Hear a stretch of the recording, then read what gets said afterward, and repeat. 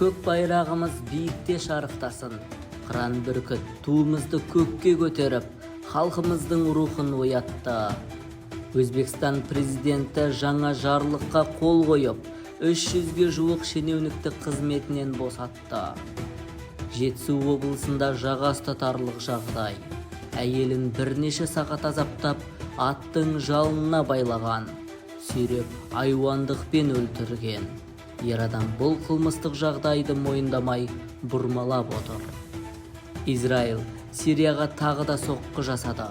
Телеарнаның тікелей эфирінде айқын көрінді. Ресейде министрлік өкілі қызметінен босаған күні өлі күйде табылды. Құстарға жан ашыған Батыс Қазақстан облысының азаматы өз еркімен жұмысынан кетті. 10 жастағы батыр әжетхана шұңқырына құлаған бүлдіршінді аман-есен шығарып алды. Астанада Шанхай базары өртенді. Адамдар аман ба? 92 жасында президенттікке үміткер кандидаттар тізіміне тіркелді.